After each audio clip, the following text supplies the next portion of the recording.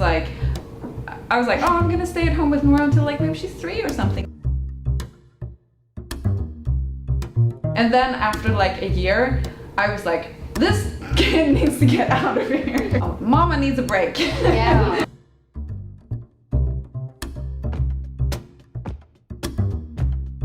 People talk about like baby blues.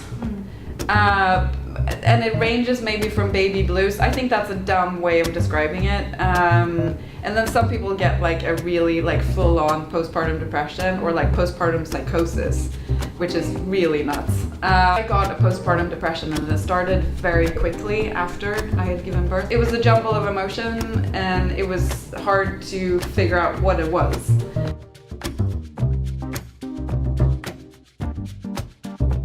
I was at home with her for like a year and a half.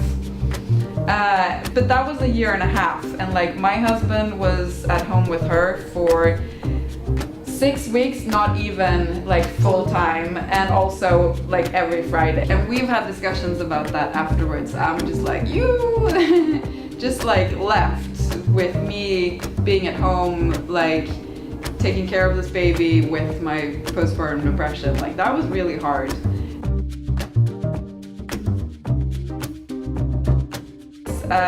He's a really, really fantastic dad in terms of like when it comes to like really practical things and being involved and being active, like he's the guy.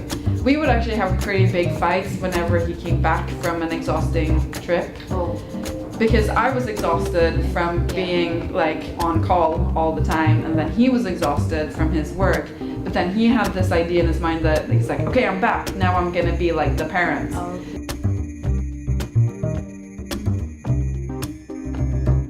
The current system is self-perpetuating in the way that a lot of men earn more money.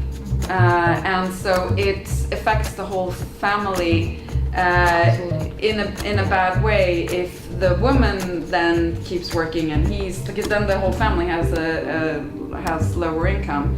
I almost think that parental leave should be by law split 50-50, because the problem right now is that a lot of women still take the lion's share of the parental leave, and that affects both men's and women's careers and salaries in different ways.